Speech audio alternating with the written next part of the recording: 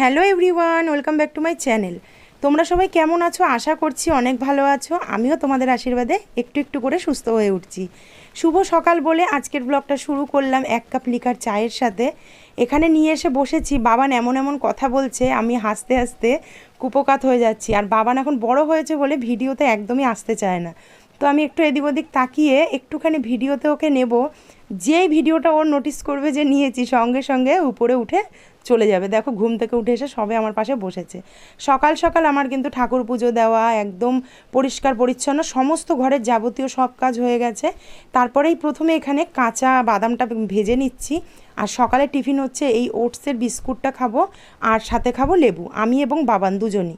আর আজকে বানাবো হচ্ছে আলুর দম এবং লুচি, গরম গরম বানালাম।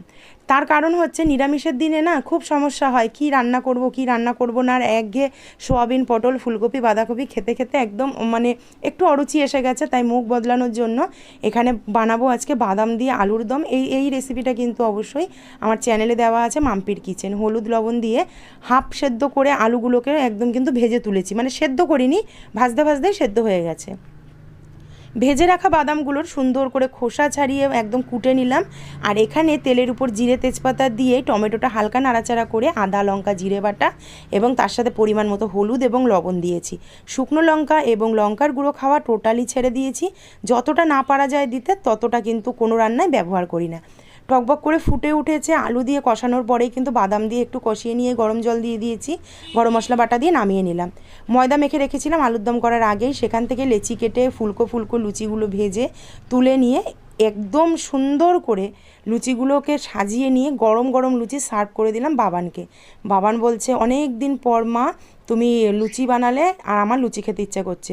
কোনো সময় বাড়িতে যদি লুচি হয়, বাবান কিন্তু লুচি খেতে চায় না, ও সবসময় বলে ওর জন্য 3টে পরোটা করে দিতে। তো যাই হোক, এখানে একদম কষা কষা আলুর দম এবং লুচি দিয়ে দিয়েছি। ওকে বলছি বাবান ভিডিও করব, একটু লুচি তুলে খেয়ে বল কেমন হয়েছে। সে এমন কথা বলেছে, সেই সাউন্ড আর দিতে পারলাম না, ওই জন্য ভিডিওটার থেকে সাউন্ডটাকে কেটে আমি এখানে ভয়েস ওভার করছি। লুচিটা কতটা সফট হয়েছে বাবান ছিঁড়লো, তোমরা দেখেই বুঝতে পারছো। আর বাবানের অলওয়েজ ফোলা ফোলা লুচি কিন্তু পছন্দ। তা লুচিটা খেয়ে খুব সুন্দর একটা এক্সপিরিয়েন্স দিল। আর আমি যা যা জিজ্ঞাসা করছিলাম বলছিল ভালো লাগছে। আজকের ভিডিওটা ভালো লাগলে অবশ্যই লাইক কমেন্ট শেয়ার করে দিও। আর ভিডিওগুলো কেমন লাগছে জানাতে ভুলো না। দেখা হচ্ছে নেক্সট ভিডিওতে। টাটা।